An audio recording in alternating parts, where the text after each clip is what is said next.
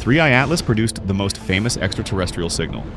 Almost half a century ago in the year 1977, we detected the famous WOW signal, and one bold hypothesis claims it was transmitted by the interstellar object now known as 3I Atlas. The very same object that has only recently entered the inner solar system and will make its close approach to Earth on December 19th. It is a beautiful and daring idea, but it is not built on fantasy. There is a surprisingly solid foundation behind it, along with several compelling facts. Let us go through them step by step. The dark outskirts of our solar system are not empty space, but a vast corridor where something occasionally passes through. Most of these visitors go unnoticed, but sometimes one of them lights up our telescopes, leaves a strange signature in the data, and forces scientists to ask whether we are truly alone in the universe. That is how the story of 3I Atlas began. An interstellar wanderer that literally flew in from the depths of the galaxy. Its orbit looks nothing like the familiar ellipses of comets and asteroids. It is a hyperbola, as if someone drew a straight line from a distant star system through ours and out again into the black. The sun could not have accelerated it to such speeds, which means it came from outside the solar system. Astronomers used reverse trajectory modeling. They took the current position and velocity of 3I Atlas and ran the clock backward, deep into the past. The result was remarkable. Tracing its path leads toward the constellation Sagittarius, the region of the sky where the center of the Milky Way lies. Not a nearby arm, not a random star, but the dense, object-packed heart of our galaxy. And this is where we need to remember another oddity from nearly 50 years ago. Summer 1977. The Big Ear Radio Telescope in Ohio. A SETI program, long, dull printouts of numbers.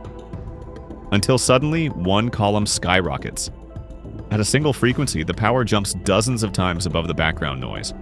For exactly 72 seconds, the amount of time that patch of sky stays within the telescope's beam, the signal remains a perfectly narrow, stable line. Then it disappears forever. Astronomer Jerry Emmons circles the sequence 6EQUJ5 and writes one word in the margin: WOW. That informal WOW became the signature name of the most famous unexplained radio signal ever detected. We know it came from the direction of Sagittarius, from the area near the star group Chi Sagittarii, close to the globular cluster M55. And we know the frequency? Roughly 1,420 megahertz, the hydrogen line. This is the frequency at which hydrogen atoms emit and absorb radio waves. For astronomers, it is like the galactic zero point, a universal channel any civilization studying the sky would almost certainly check. Over the decades, many explanations were proposed. An unusual hydrogen cloud, a reflection of an Earth signal, noise from comets. But nothing fits well enough to close the case. Officially, the WOW signal remains a mystery. And now, after we have finally detected an interstellar comet arriving from the same general region of Sagittarius, theorists cannot help but ask, what if these two events are connected? A few astrophysicists decided not to settle for phrases like same part of the sky. They took the reconstructed trajectory of 3I Atlas and calculated where it would have been in August of 1977, when Big Ear caught the anomaly. The result? At that time, the object would have been far beyond the planetary orbits, roughly 600 astronomical units from the Sun, meaning 600 times farther than Earth, about a 3-day trip at the speed of light. Its estimated sky coordinates were right ascension 19 hours 40 minutes and declination minus 19 degrees. For the WOW signal, the coordinates were right ascension 19 hours 25 minutes and declination minus 27 degrees. That means the directions differ by only about 4 degrees in right ascension and 8 degrees in declination. This is not just a loose coincidence, it is the same corridor of sky. Avi Loeb estimates that the probability of two unrelated directions aligning this closely is under 1%, specifically around 0.6%. Then comes an even more intriguing calculation.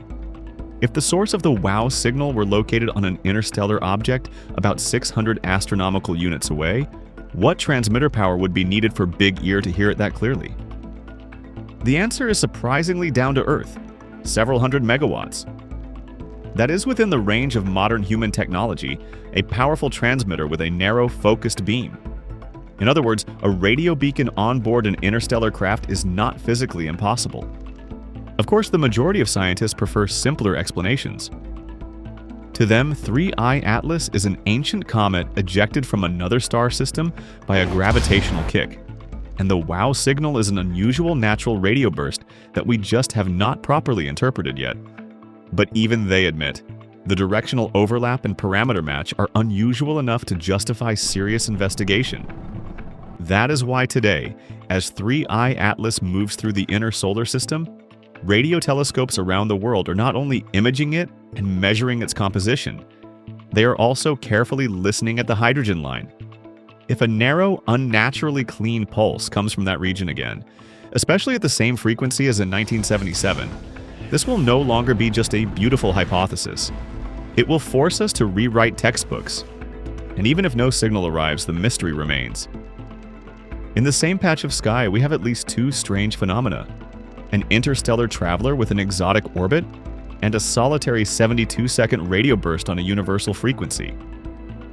You can call it coincidence, or you can see it as a hint that somewhere out there on the road toward the center of the Milky Way, a conversation has been going on for years, and our antennas are only now barely brushing against it. And the longer we watch 3I Atlas and remember the WOW signal, the harder it becomes to shake the feeling that the universe sometimes sends us more than random noise. It sends delicate, deliberate clues. For the first time in 50 years, the words non-human biologics echoed inside the US Congress, and they didn't come from a movie script. In 2023, the US Congress officially held a hearing where the existence of aliens wasn't just hinted at, it was spoken outright. Under oath, former intelligence officer David Grush stated that the US government has retrieved non-human biologics from crash sites. Not theories, not speculation. Biologics, bodies. He didn't flinch when questioned, and the room didn't laugh. What made this hearing even more explosive was what followed just weeks later. Two strange, mummified bodies were displayed in front of Mexican Congress. Small, brittle, and undeniably odd, the figures had 3 fingers on each hand, long limbs, and oversized skulls. X-rays showed eggs inside one of them. They looked like what the world calls aliens. Scientists were split, some called them hoaxes, others pointed to carbon dating, which placed them at over 1,000 years old. The timing, too perfect to ignore. One government after another suddenly lifting the curtain. Together, the testimony in Washington and the mummies in Mexico painted a chilling picture. Maybe the truth was never out there. It's been here all along. Hidden in vaults, examined in labs, and now slowly entering public view. And the biggest question remains, why now? Why reveal all this now after decades of silence? In the early 2000s, a man hiking in the Rhodope Mountains of Bulgaria stumbled across a skull like nothing he'd ever seen. It had 6 cavities, no mouth, and was far smaller and lighter than any known human or animal. The eyes, huge and round, dominating most of the face, local archaeologists couldn't identify it. No creature in their records came close. Some suggested it might belong to an undiscovered species or even an ancient deformity, but others quietly entertained another possibility: that it wasn't from Earth at all. What fueled the mystery even more was what was found with it: a small metallic object, shaped like a disc. No one could explain its purpose. The skull was eventually taken for further research and then vanished. It hasn't been seen since. Some say it was hidden, others think it was stolen. To this day, scientists argue about whether the skull was organic, synthetic, or something in between. And if it really came from space, then why was it buried deep in an ancient mountain range thousands of miles from any known crash site? Thousands of miles away in Utah's desert, stories of otherworldly visitors are carved directly into stone. The petroglyphs of Sego Canyon go back at least 8,000 years, and they show something deeply unsettling. Tall, thin beings with no arms, giant eyes, and heads far too large for their bodies. Some have antenna-like projections, others seem to float. Local tribes never claim to have made them. In fact, many Native American oral traditions speak of sky people or star beings that came from above. The match is chilling. What's strange is that these carvings aren't isolated. Similar figures appear all across the American Southwest and beyond, in caves, on cliffs, in places people weren't supposed to live. They didn't hunt these figures and they didn't worship them. It's as if they were trying to record something they'd seen. The Sego Canyon petroglyphs have been studied for years, and no one has been able to explain them away as ordinary humans or animals. When the drawings are this old, this consistent, and this alien-looking, it's hard not to ask, who were they really trying to show us? In the hills of Jalisco, Mexico, farmers and diggers began unearthing hundreds of clay artifacts that defied every rule of ancient art. These weren't typical statues of gods, animals, or humans. They looked like something else entirely. Long-limbed, bug-eyed creatures holding tools, standing next to craft-like objects, or interacting with human figures. Many of the artifacts show what appears to be space helmets, control panels, even surgeries. Some figurines are so detailed, they show large heads with almond-shaped eyes and fingers longer than any humans.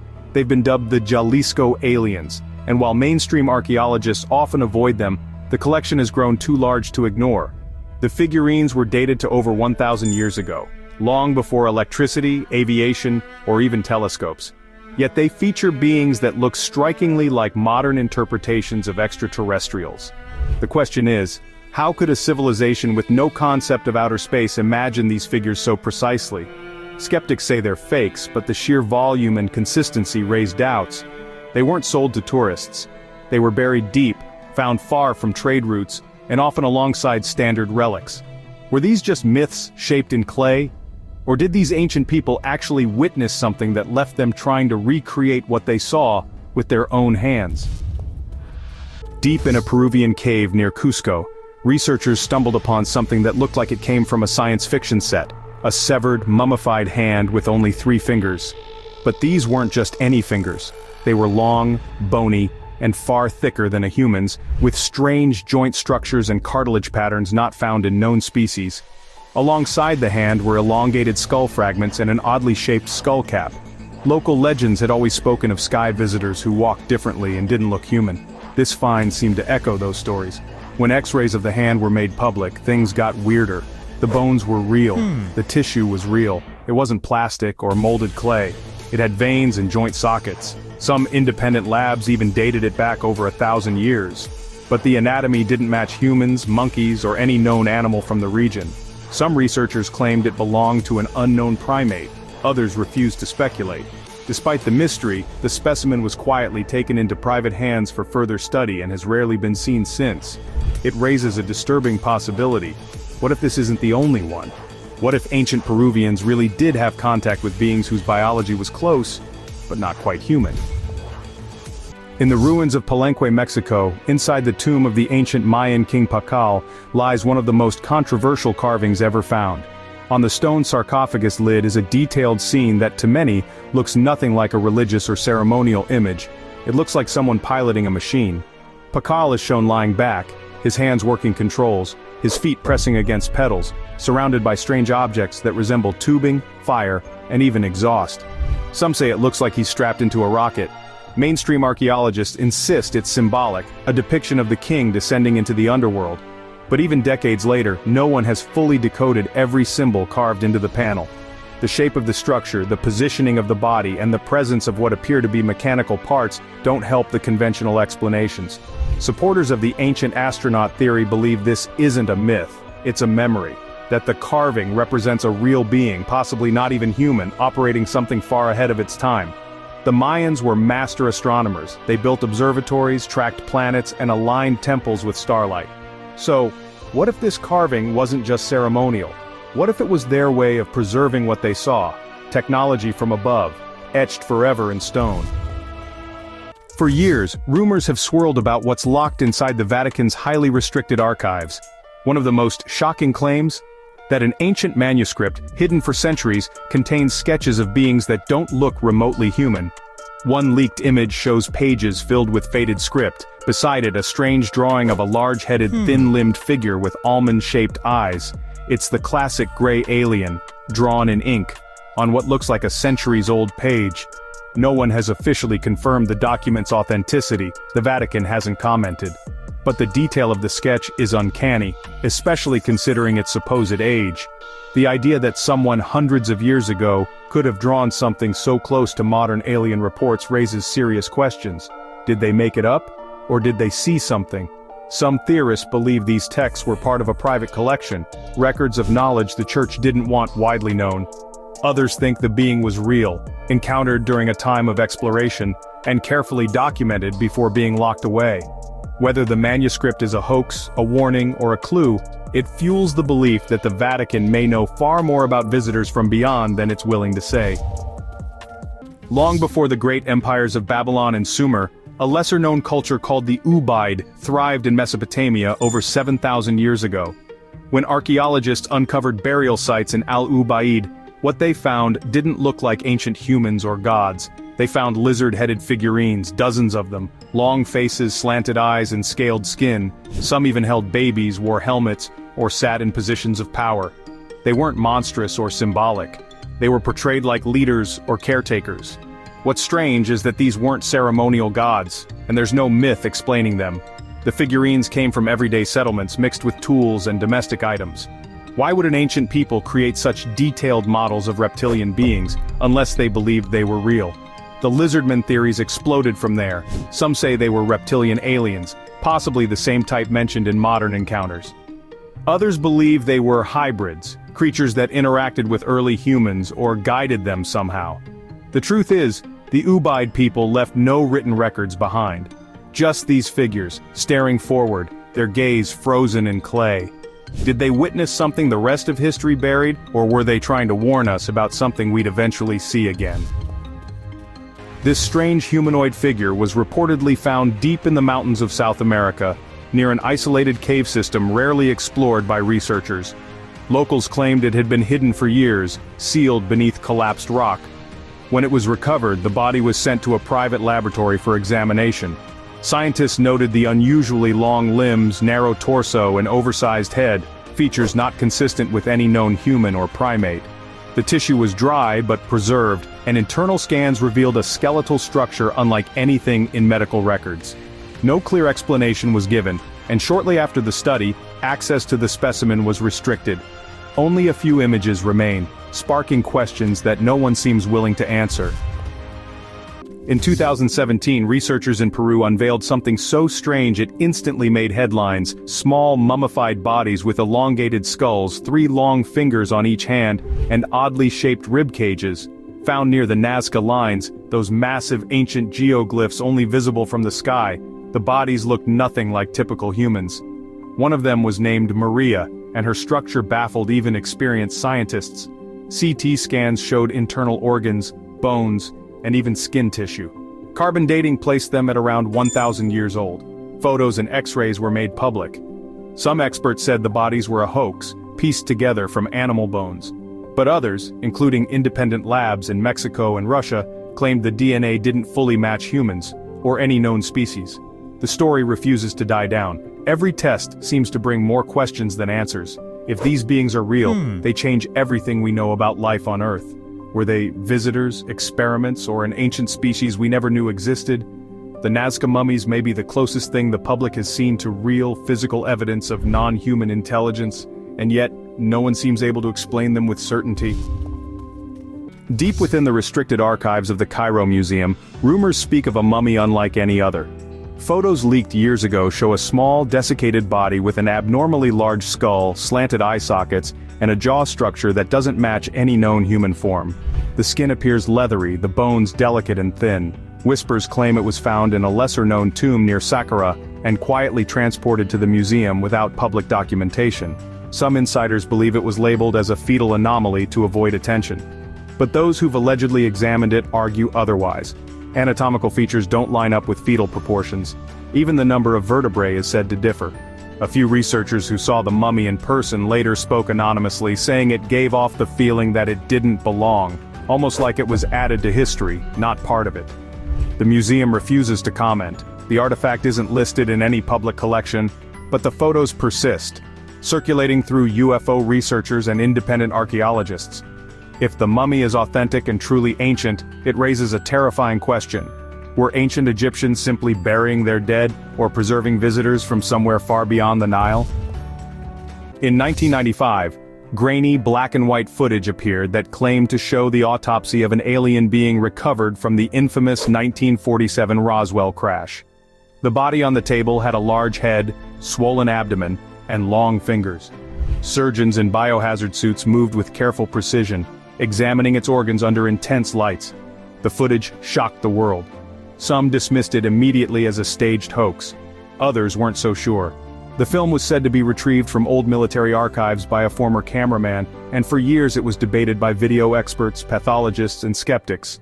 Some found inconsistencies in the frame rate and techniques, but others pointed out anatomical details that would be difficult to fake in the 1990s, especially using only practical effects. Despite the controversy, the Roswell autopsy remains one of the most widely discussed alien videos in history. Was it fake to mislead the public, or was it released as controlled truth, masked in doubt? To this day, no one has definitively proven where the footage came from or how it was made. Whether real or not, it helped reignite interest in the original Roswell crash, and reminded the world that something strange really did fall from the sky in New Mexico. In the heart of Guatemala's ancient Maya site of Quirigua stands a colossal stone carving, Stela F. Towering over 20 feet, it shows a figure with facial features that seem oddly non-human. The eyes are too large, the jawline elongated, and the headdress resembles more of a helmet than ceremonial wear.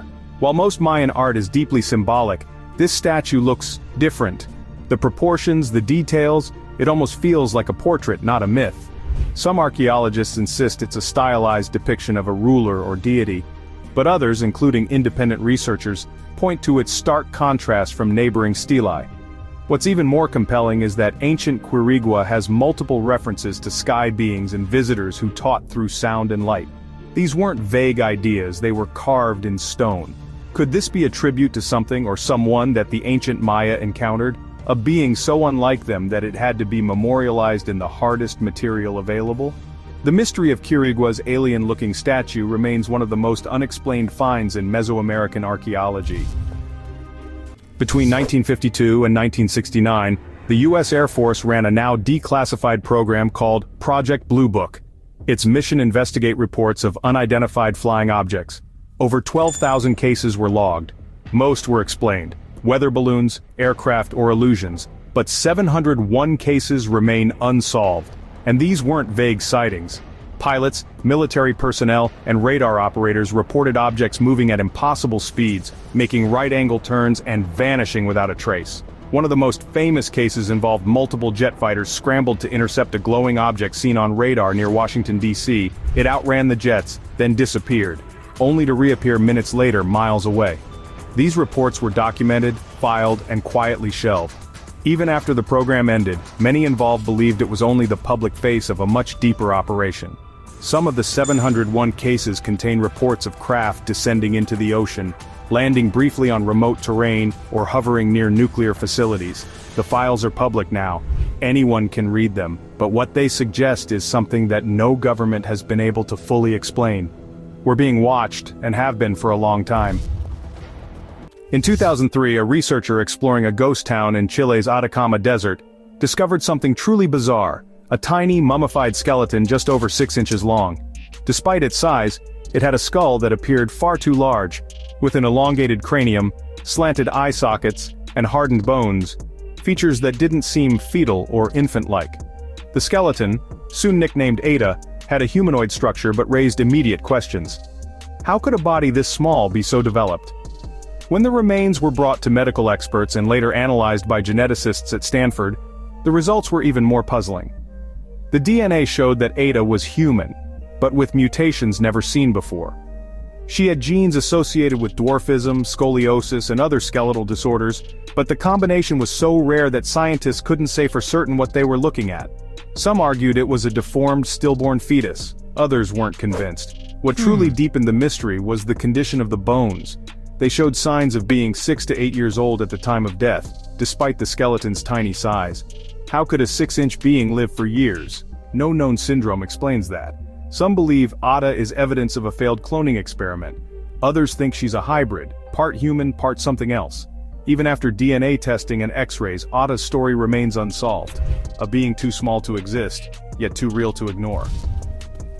In a remote mountain cave on the Chinese-Tibetan border, a 1938 expedition led by Professor Chi Pu-Te discovered something no one expected: hundreds of stone discs buried among ancient graves. Each disc was about a foot across, carved with tiny spiral grooves running from the center to the edge. But these weren't decorative. Inside the grooves were microscopic symbols, too precise to be accidental, yet unlike any known language. The discs became known as the Drapa Stones, named after a local legend of small, star-born people who fell from the skies and couldn't return. According to some reports, when the symbols were analyzed decades later, they told a story of extraterrestrial travelers who crashed in the region thousands of years ago. The surviving members, the Dropa, were said to have lived peacefully with the locals before dying off. Skeptics dismiss the story as a myth. The Chinese government has never officially confirmed the discovery, and most of the original artifacts have reportedly vanished. But a few photos exist, showing the discs and their strange, worn engravings. Some independent researchers claim to have seen them in private collections. If real, the Drapa Stones could be the oldest recorded attempt at alien communication on Earth. Not carved into temples or shouted into the sky, but pressed into rock and buried, waiting for someone to understand, and maybe that someone is just now catching up. In 1996, near the Russian town of Kishtim in the Ural Mountains, a local woman named Tamara Prosverina claimed to have found a small, weak creature near a cemetery. It was barely alive, wrapped in rags, and unlike anything she had seen, it stood only about 10 inches tall, had a soft domed head, slanted eyes, a tiny mouth, and a strangely fragile body. She called it Alyoshenka. Locals thought it was just a malformed child, until doctors took a look. None of them could explain what it was. Shortly after the discovery, the being died. Its body was reportedly taken by authorities for examination, but that's where things get murky. Eyewitnesses claimed it was brought to a lab in Chelyabinsk, and x-rays were done. What shocked the examiners was the lack of a navel and internal organs that didn't match any known human. Then, the body vanished. Official records? Gone. Scientists who had spoken anonymously suddenly stopped talking. Some locals believe the government took over the case. Photos of the creature still circulate, and multiple witnesses confirm its existence. To this day, no one has explained what Alyoshenka truly was. Some claim radiation from the nearby Mayak facility caused a genetic mutation. Others believe it was something else entirely, an entity not from Earth, lost and found in the wrong place. Whatever the truth is, the Kishtim dwarf remains one of the strangest and most mysterious alien discoveries in modern Russian history. In the dry sands of Paracas, Peru, archaeologists uncovered one of the most baffling discoveries in ancient history. Over 300 elongated human skulls buried in a massive necropolis. Unlike traditional cranial deformation caused by head binding, many of these skulls showed structural features that couldn't be explained away so easily. They had 25% larger cranial volume, different bone density, and even unusual suture patterns. In short, they weren't just stretched, they were built differently. Some skulls had only one parietal plate instead of the usual two. Others had eye sockets that were larger, and holes in unexpected places. Early theories proposed ritual deformation, but forensic experts quickly pointed out that the changes weren't just cosmetic, they were anatomical. DNA tests on several samples revealed something even more strange: mitochondrial DNA that didn't match any known human lineage. Some samples showed mutations never before seen in human history. Who were these people? Were they an isolated genetic group, a lost civilization, or something else? The region itself is famous for the Nazca Lines, massive ground drawings only visible from above. Could the skulls and the geoglyphs be connected? Some believe the people of Paracas had direct contact with beings from beyond Earth, or perhaps were descended from them. In the early 2000s off the coast of California, US Navy pilots encountered something that defied every known law of aerodynamics. They called them tic-tac UFOs because of their smooth, capsule-like shape about the size of a fighter jet, with no wings, no visible engines, and no exhaust. These objects weren't just hovering. They were moving with such acceleration that even the most advanced aircraft on Earth couldn't keep up. Multiple pilots reported seeing them drop from altitudes of over 60,000 feet to just above the ocean in less than a second, then dart away at unbelievable speeds. This wasn't a lone radar glitch or a single eyewitness. It was confirmed on multiple Navy radar systems, infrared cameras, and visually by experienced pilots. The footage released by the Pentagon showed these tic-tacs tracking Navy strike groups for days, as if studying them. Some hovered motionless in high winds, while others zipped off at angles that would crush a human pilot. Engineers who analyzed the movement concluded that these crafts were not using propulsion methods we understand. There was no heat signature, no sonic boom, and no fuel source visible.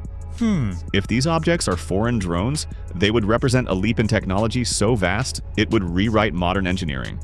If aliens are already among us, this could be one of the clearest pieces of proof. These encounters happened in our skies, were documented by our most advanced military systems, and still have no official explanation. The technology is so far ahead of ours that the idea of it being man-made seems almost less believable than the possibility that it belongs to something or someone, not from here. In the deserts of southern Peru, far from any bustling city, archaeologists have unearthed mummies with skulls so elongated that they look almost otherworldly. These are not crude fakes or the result of camera tricks, they're preserved remains, thousands of years old, with cranial shapes unlike anything found in modern humans. While head binding was a known practice in several ancient cultures, these particular skulls stand out. Some show a cranial capacity far larger than any human average, and their bone structure is thicker, with fewer sutures connecting the plates of the skull. A team of independent researchers sent DNA samples from several of these mummies to international labs for analysis. The results, though controversial, raised eyebrows. Parts of the genetic material did not match typical human markers, at least not within any known historical population. Critics argued about contamination or testing errors, yet the unusual features remained undeniable. These were not simply cultural artifacts of head shaping. Some of the skulls have proportions that head binding cannot fully explain. Local legends among the Paracas people speak of star beings who came from above and lived among them. According to these tales, these beings were taller, pale-skinned, and possessed strange powers. It's tempting to dismiss this as mythology, yet the physical evidence in the ground tells its own story. Even seasoned archaeologists admit these skulls are anatomically peculiar.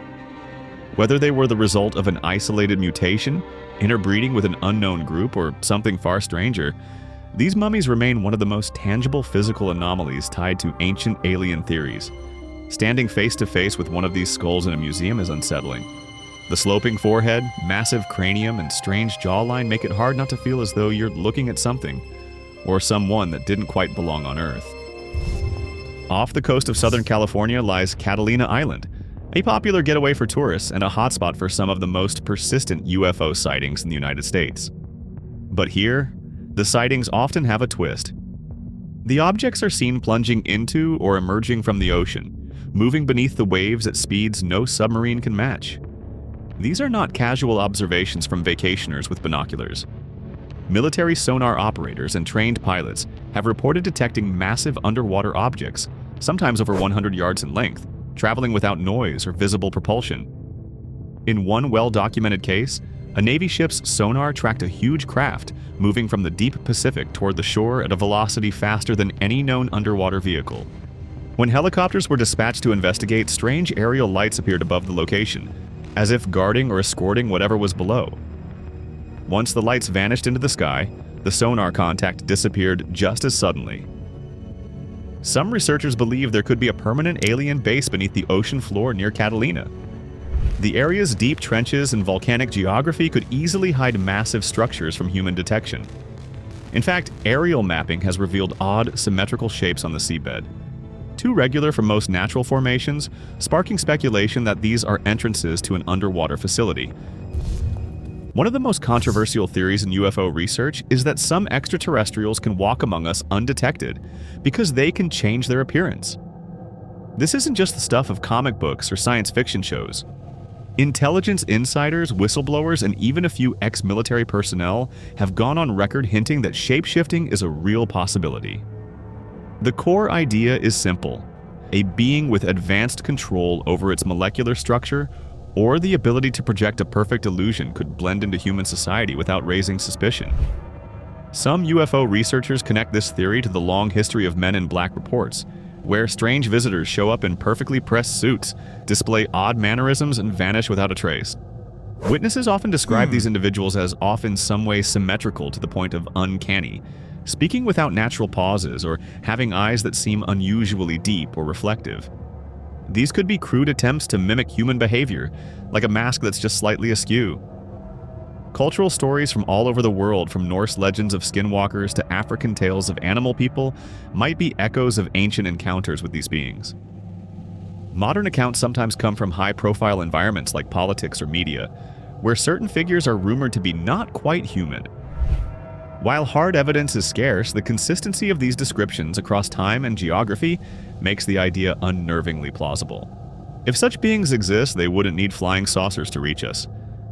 They could be standing in the crowd, shaking hands and smiling for cameras, all while gathering whatever information they came for. In late 2017, astronomers detected something racing through our solar system on a trajectory that made it clear it had come from far beyond.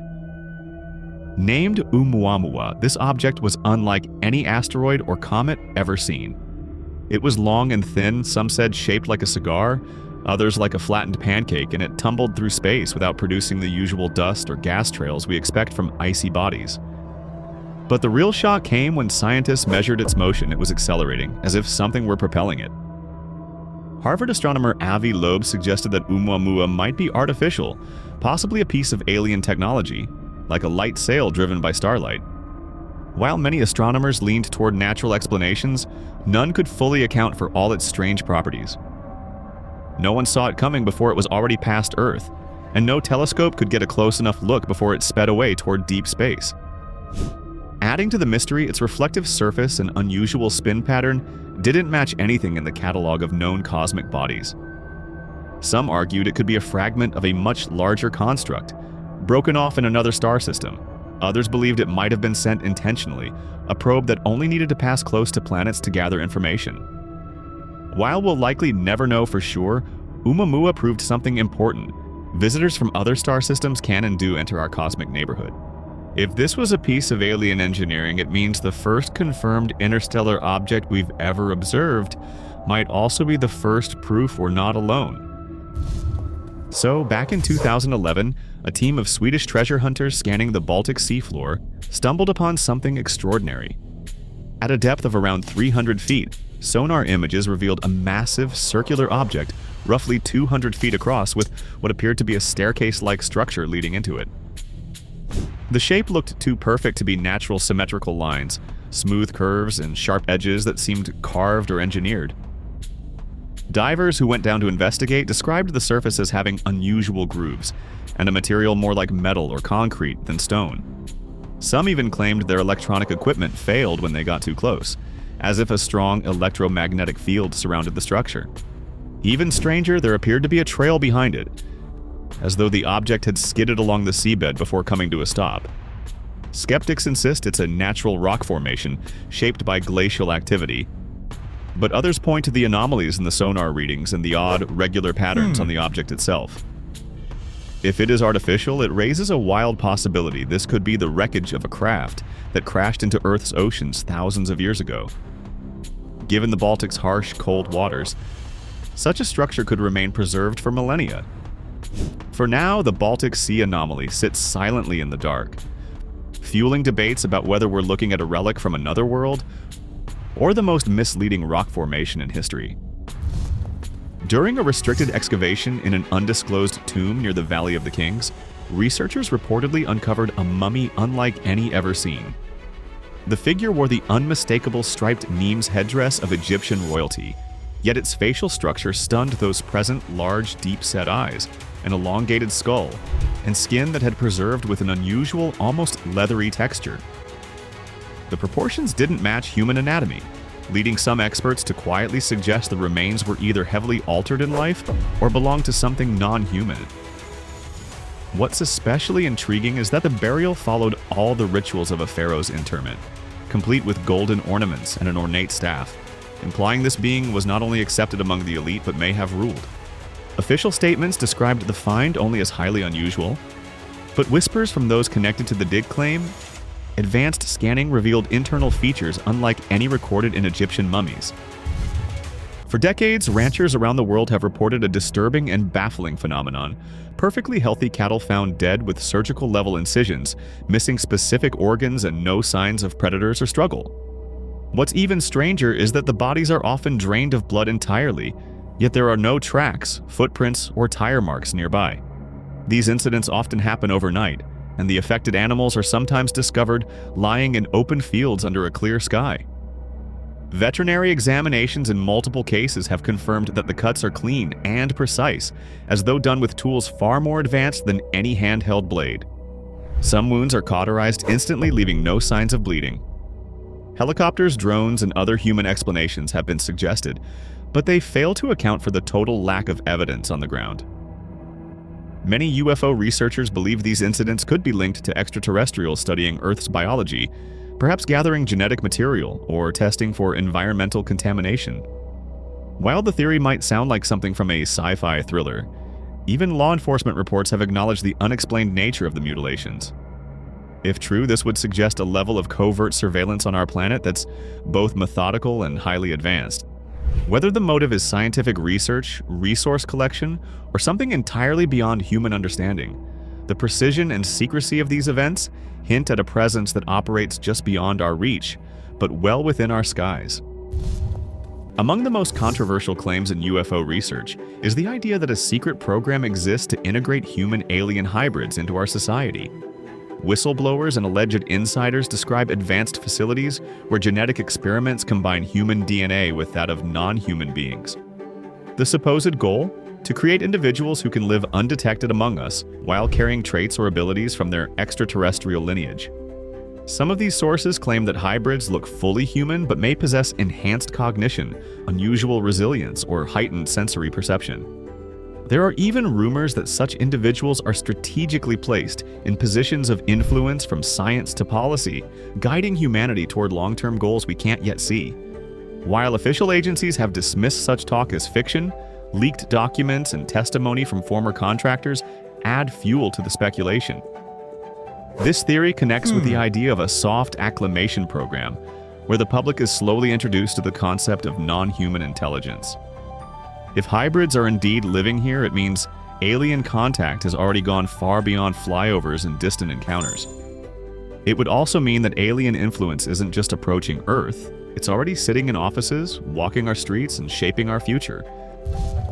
Not all researchers believe aliens come from other planets.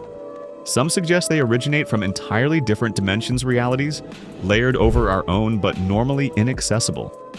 According to this theory, these beings can slip between worlds using advanced manipulation of space-time.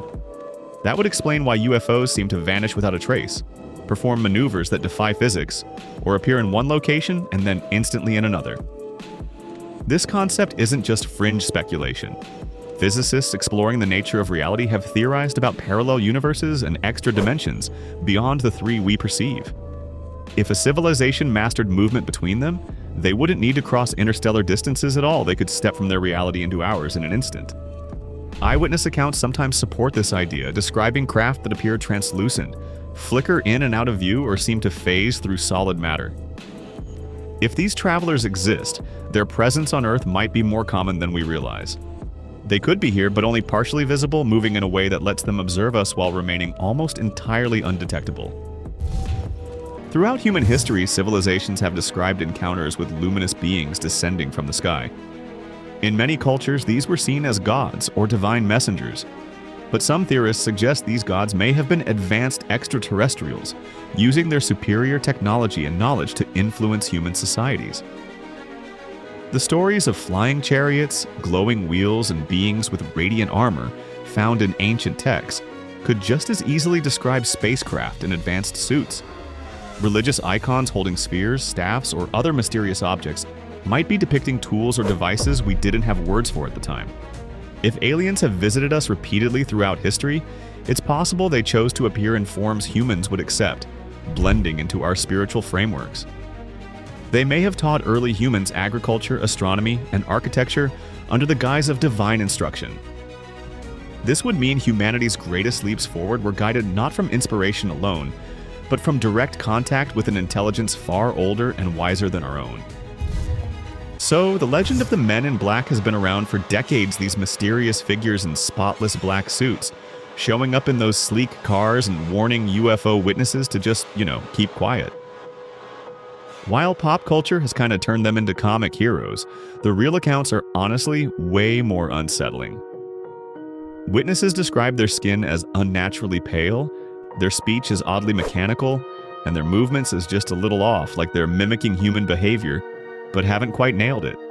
Some researchers even believe these aren't government operatives at all, but alien-human hybrids tasked with controlling the flow of information.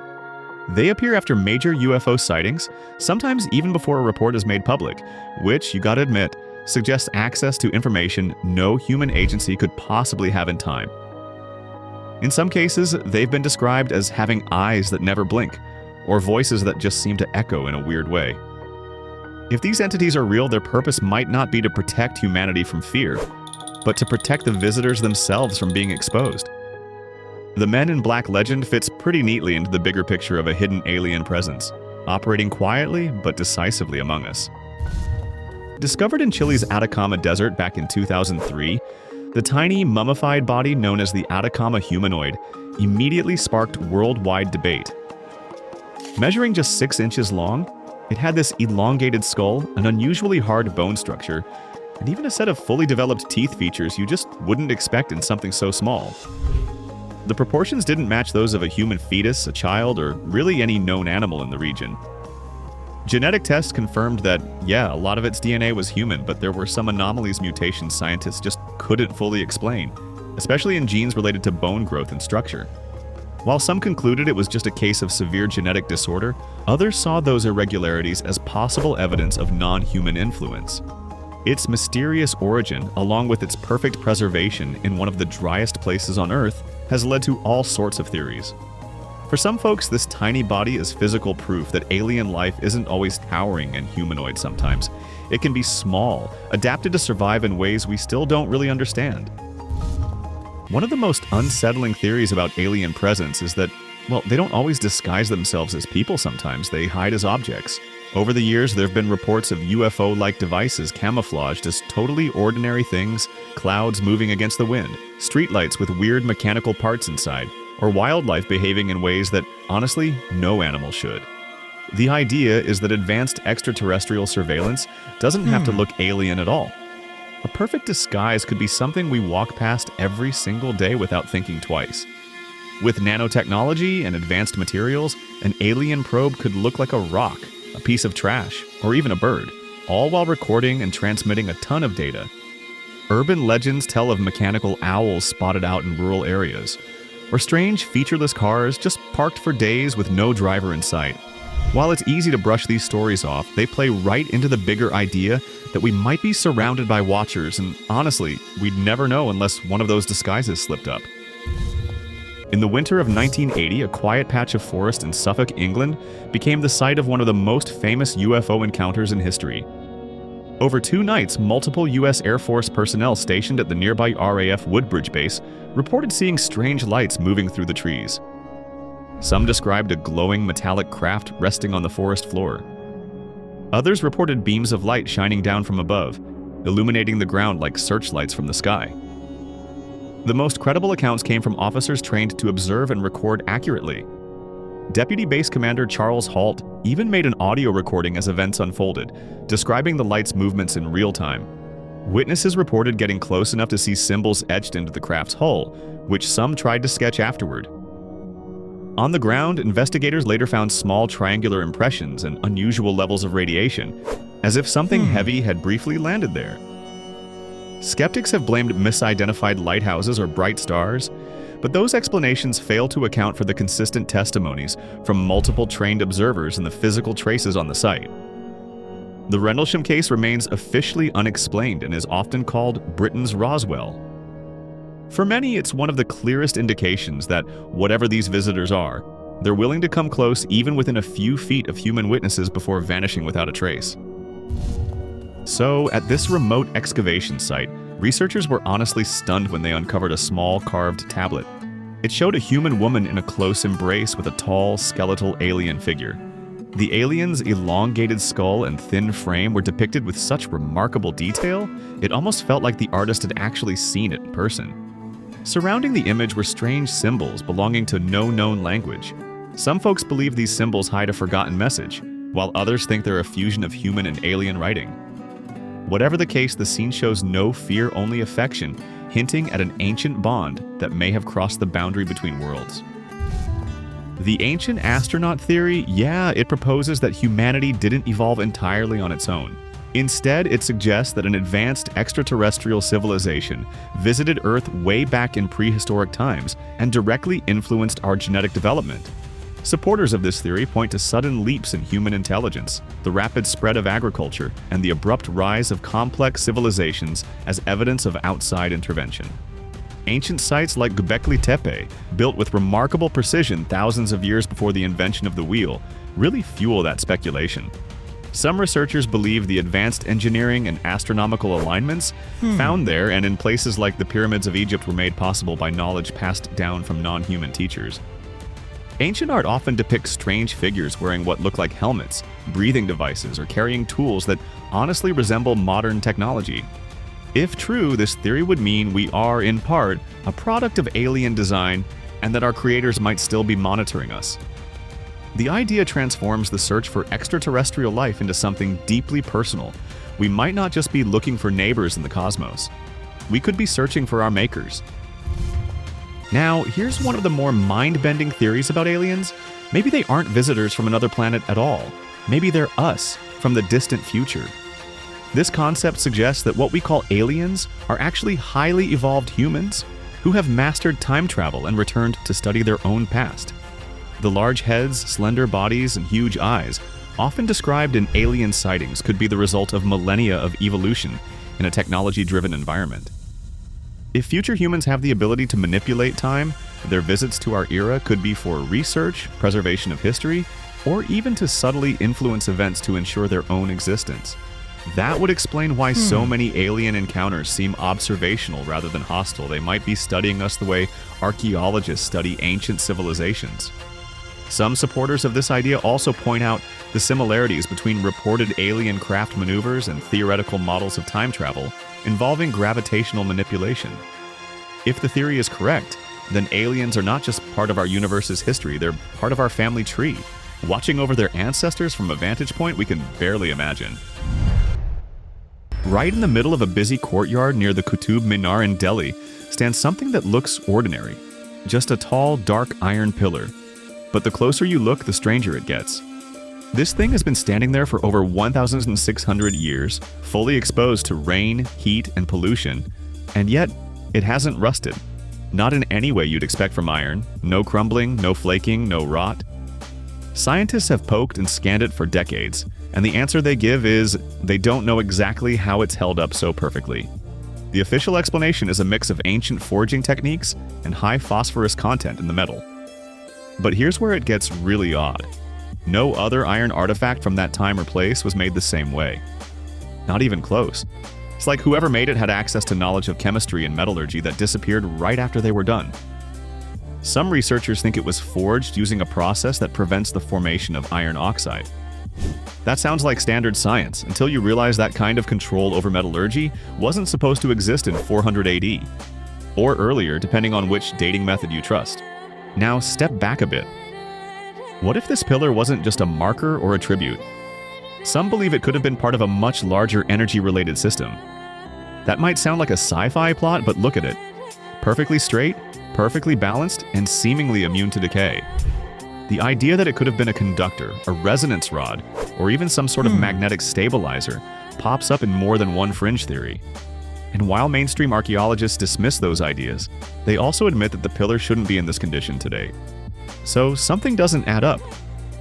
Even more curious, some local legends say the pillar was once part of a different city altogether, far older than Delhi.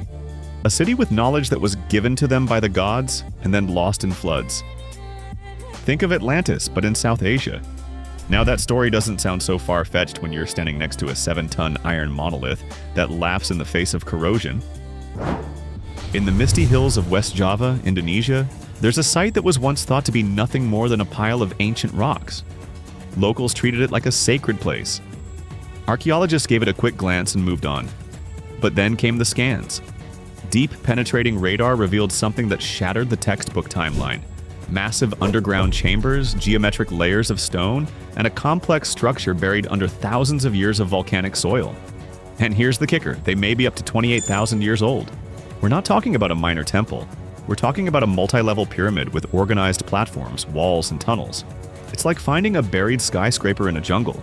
If the carbon dating results hold up, Mount Padang would be the oldest known megalithic structure on the planet. That's twice as old as the Egyptian pyramids. Twice. The layout suggests planning, knowledge of seismic resistance, and a clear design. And yet mainstream history keeps it on the fringe. Why? Because it means our ancestors weren't just hunters with sticks. They were builders, engineers, and thinkers. Some researchers even say the base wasn't just man-made. It was intentionally aligned with astronomical patterns, which would mean whoever built it also tracked the sky with precision. It's been called Indonesia's Atlantis. And while that might sound dramatic, the site keeps revealing secrets no one expected. The deeper they dig, the older it gets. And the world isn't quite ready to accept what that means. In Lebanon's ancient city of Baalbek, you'll find stones so massive they make modern construction equipment look like toys. These aren't random boulders. They're carved, transported, and perfectly placed blocks weighing up to 800 tons each. The three most famous ones form the Trilithon, monumental stones locked together like puzzle pieces in the foundation of the Temple of Jupiter. Now here's the strange part. No one really knows how they got there. Not the Romans, who built on top of them. Not the civilizations before them, who left no clear record of how they managed to move or stack something so insanely heavy. The nearest quarry is half a mile away, uphill. Some of these stones weigh more than a fully loaded Boeing 747. The precision is next level. The gaps between the stones are so tight you can't slide a piece of paper between them. No mortar, no visible tool marks, just perfect alignment. And the technology to move that kind of mass safely doesn't even exist in most parts of the world today. There are theories, of course, ancient levitation techniques, sound frequency lifting, anti-gravity tech passed down from a forgotten civilization. Sounds wild until you realize that what we're seeing in Baalbek literally shouldn't be possible unless someone a very long time ago knew something we don't. This isn't mythology. These stones are real. They're sitting in the sun right now, out in the open, just daring someone to explain them. Inside a small chapel in Santa Fe, New Mexico, stands a staircase that should not exist. It's elegant, spiraling, made entirely of wood, and it has no visible support. No central column, no nails, no glue, yet it stands. For over a century now, it's held the weight of curious visitors and skeptics alike without so much as a creak. The story goes that the Sisters of Loretto prayed for a way to access their choir loft, which was too high for a normal staircase. Days later, a mysterious carpenter appeared with nothing but basic hand tools. He built the staircase in silence using wooden pegs and steam-bent wood. Then he vanished without pay or even a thank you. No one ever found out who he was. The structure makes two full 360-degree turns with no central support beam, something that defies architectural logic. Engineers have studied it and walked away, shaking their heads. Even the type of wood used doesn't grow anywhere nearby. Some call it a miracle. Others think it's a relic of forgotten building techniques. A few even whisper that the carpenter wasn't human at all. Pop culture fans sometimes compare it to scenes from the Da Vinci Code or claim it's got the same eerie energy as Stranger Things. Whatever you believe, the Loretto staircase remains one of the most baffling constructions in the Western Hemisphere. And it wasn't built in some ancient empire, it's right here in the United States. Out in the blazing emptiness of Saudi Arabia's Tema oasis stands a massive sandstone boulder sliced clean down the middle, as if by a giant laser. Known as the Al-Nazlah Split Rock, this formation has stunned visitors for years. The cut is razor straight, runs edge to edge, and separates the two halves so perfectly that it's almost unsettling. And here's what really raises eyebrows. There's no sign of tool marks, no chipping, no gradual erosion. Just a clean surgical division. Geologists suggest natural forces like faulting and erosion, but the split is too straight, too precise to fit comfortably within that explanation. Plus, the two sides haven't shifted or sunk. They still stand upright, balanced perfectly on thin stone pedestals. Some researchers believe the cut aligns with magnetic anomalies underground, hinting that some kind of lost tech or unknown energy field might be involved. And don't overlook the ancient petroglyphs carved into the rock. They show animals and symbols that date back thousands of years, suggesting this site has been important for a very long time. Was it a ceremonial marker? An ancient beacon? A failed attempt at something much larger? Whatever it is, the Al-Nazlah split looks less like nature's handiwork, and more like the result of advanced engineering. Or maybe even something extraterrestrial. Between the southern tip of India and the island of Sri Lanka lies a strange formation stretching nearly 30 miles across the sea. Known in Hindu legend as Rama's Bridge, or in modern maps, Adam's Bridge, it appears as a string of limestone shoals just under the surface of the water. From above, it looks like an ancient causeway connecting the two land masses. What's mind-blowing is that satellite imagery and geological surveys show this wasn't always submerged. In fact, it may have been walkable as recently as a few thousand years ago. Some studies even suggest it was constructed intentionally, stones laid in formation with sand and coral filling the gaps. According to the ancient Indian epic Ramayana, this is exactly how the bridge was built, by an army of highly intelligent beings led by Rama, a divine figure, to rescue his wife from the demon king Ravana. Mainstream science calls it a natural formation. But if it's natural, why does it follow a perfectly curved line between two specific points of land? Why does it appear reinforced in places like the remnants of collapsed roadwork? Some marine geologists admit the structure is geologically unusual. It's one of those cases where ancient mythology and satellite data are saying the same thing, but no one wants to say it out loud. Maybe this was a real engineered structure. One left behind by a civilization smart enough to map out the seafloor thousands of years ago. Just outside of Rockwall, Texas, a construction crew digging a well in the 1850s struck something that wasn't supposed to be there. Giant stones arranged in what looked like a wall, buried deep beneath the earth. Over the years, more of this Texas wall was uncovered. Rows of massive blocks interlocked in geometric patterns, some with what appear to be mortar seams or etchings. Locals thought it was man-made. Scientists dismissed it as natural sedimentary rock formations. And the debate hasn't stopped since. Some segments stretch for hundreds of feet. The stones show signs of shaping, flat faces, 90-degree edges, and fitted corners. Even more bizarre, parts of the wall seem to form archways and what could be entrances or collapsed chambers. If this is nature's doing, then nature was very deliberate. Geologists still argue it's just a natural dike, a kind of rock intrusion. But independent researchers who've examined the site claim it's too organized, too regular. And why is it buried so deep? Who built it, if anyone? And what was it for? The Texas Wall isn't famous like the pyramids, but maybe it should be. Because if it's artificial, that means North America had a civilization capable of megalithic engineering long before any we officially recognize. One that left behind a fortress, or maybe a city, now lost beneath the soil of suburban Texas. In a quiet village in Romania, archaeologists digging through Neolithic ruins made a discovery that threw the timeline of human history into chaos. 3 small clay tablets covered in strange symbols were pulled from a site known as Tartaria. They were simple, palm-sized artifacts, yet their markings looked shockingly advanced. At first glance, you might mistake them for something Sumerian, but here's the twist. These tablets are older. Radiocarbon dating placed them around 5300 BC, nearly 1,000 years before the earliest known examples of writing in Mesopotamia. That's not just odd. That's impossible by traditional history standards. How could an advanced system of symbols, potentially a form of proto-writing, show up in a rural part of Europe, ahead of the so-called cradle of civilization? Some say the symbols are decorative or magical. Others think they represent a forgotten system of record-keeping. But there's a deeper theory, one that hints at a buried culture in prehistoric Europe, one with knowledge of astronomy, math, and maybe even metallurgy.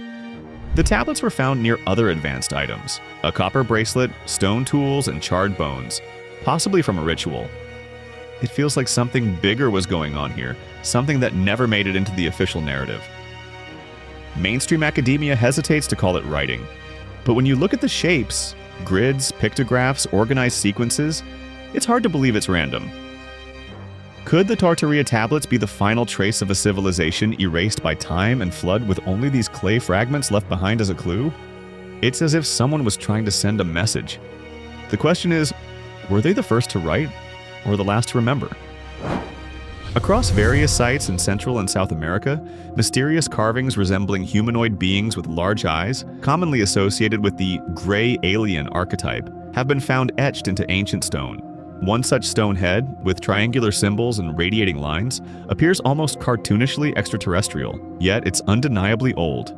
Alongside these are fossilized giant footprints embedded in rock layers, thought to be millions of years old. In one such case, a massive humanoid footprint dwarfs a modern hand by comparison, raising uncomfortable questions. Are these remnants of ancient beings? Giants? Or something entirely different? While mainstream science often dismisses these as misinterpretations or hoaxes, their photographic and physical existence remains difficult to ignore. In a museum in Iraq once sat a strange artifact that looked nothing like the jewelry, tools, or pottery from its time. It was a clay jar sealed with asphalt, and inside was a copper cylinder with an iron rod. Simple enough, until someone tried filling it with grape juice and got a tiny jolt of electricity.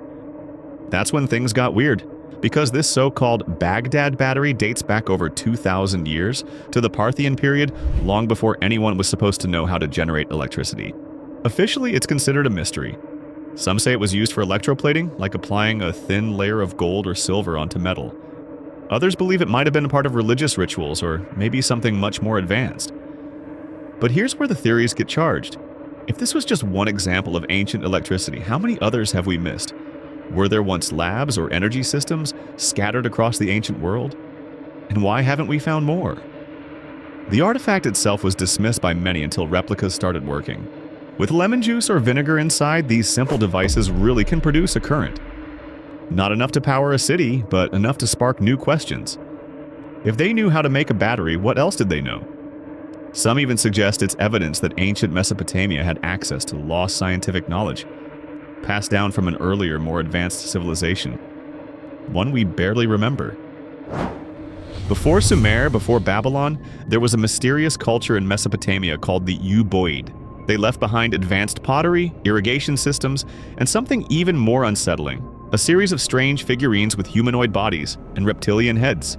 These clay statues aren't crude, they're detailed. Some wear helmets, others hold infants.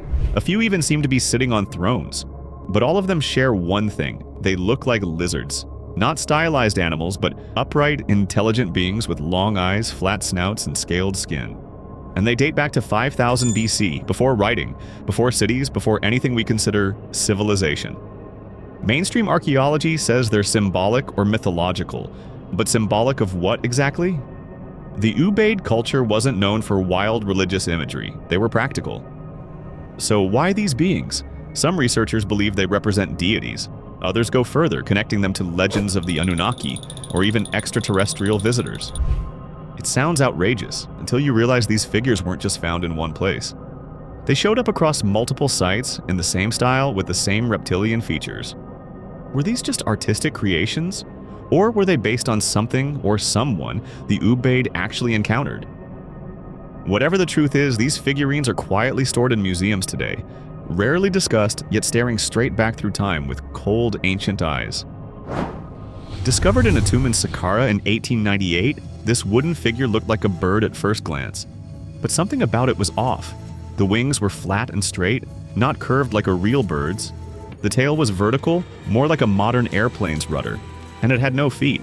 It looked less like a toy, and more like a glider.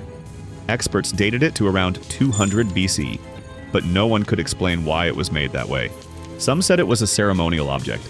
Others claimed it was just a stylized hawk. But then aerodynamicists stepped in. Using wind tunnels and scale models, they discovered the Saqqara bird could glide, almost perfectly, if fitted with a small stabilizer. So was this the result of ancient engineers experimenting with flight? The Egyptians were masters of math, architecture, and astronomy. Is it really that impossible to think they might have studied the sky more deeply than we thought? There's even a theory that this was part of a larger, now-lost design. Perhaps a full-scale glider or an early attempt at manned flight. Sounds crazy? So did the idea of ancient air batteries and laser-straight stone cuts. The Saqqara bird isn't just a relic, it's a puzzle, and it quietly suggests that over 2,000 years ago, someone in Egypt may have looked up and wanted to go higher. Deep inside the Temple of Hathor in Dendera, Egypt, there's a stone relief that looks like it doesn't belong in the ancient world at all. On the wall, you'll see a strange object, a long, rounded shape with a thick, cable-like stem leading to what appears to be a power box. Inside that shape, a snake-like figure curling along the length of what many say looks like a giant light bulb. This carving has sparked decades of debate. Some say it's symbolic, representing aspects of Egyptian mythology. But others, especially those who've studied the technical side, believe it may show actual technology. The shape resembles a Crookes tube, an early electrical device used to study cathode rays in the 19th century. But this carving is over 2,000 years old. Even the way it's held, supported by figures standing underneath, with what looks like a power cable running to a box topped with a baboon-headed god, raises serious questions. Was this just artistic imagination, or were the Egyptians hinting at something they weren't supposed to have? There's no soot on the ceilings of the temple, no burn marks from torches. That fact alone has led some to believe they lit their temples using something else, something cleaner, something far more advanced. Skeptics say it's all coincidence, but when you look at that carving closely, it's hard to shake the feeling that someone, thousands of years ago, may have known how to harness electricity. Or maybe they were remembering it from an even older time. Hidden in the jungles and fields of Costa Rica, hundreds of massive stone spheres sit scattered like ancient marbles left behind by giants. They vary in size from just a few inches to over 7 feet in diameter and weigh up to 16 tons. And yet many are almost perfectly round, not roughly shaped, not kind of circular. Perfect. These spheres were crafted over 1,000 years ago by the pre-Columbian Dicas culture. But here's the kicker. No one knows why or how. The nearest source of the stone is miles away and they didn't have metal tools or wheels. So how did they carve them? How did they transport them? Some spheres were aligned in patterns, lines, triangles, spirals. Others were buried in clusters. And when the Spanish arrived, locals believed they held treasure, so many were destroyed. But the truth might have been far more valuable than gold. One theory suggests they were used to map the stars. Another claims they were markers for lost cities or energy lines, like the Nazca lines in Peru. There's even speculation that the spheres are leftovers from an ancient civilization that passed on its knowledge and vanished, leaving behind these perfect shapes as a kind of signal, or warning. They weren't just decorations, they were deliberate. And whoever made them understood geometry on a level that still stuns archaeologists today. On a clay prism now housed in Oxford's Ashmolean Museum is a list that reads like ancient royal propaganda, until you notice something strange. It's the Sumerian king list, and it records every ruler of Sumer, going back to the dawn of civilization.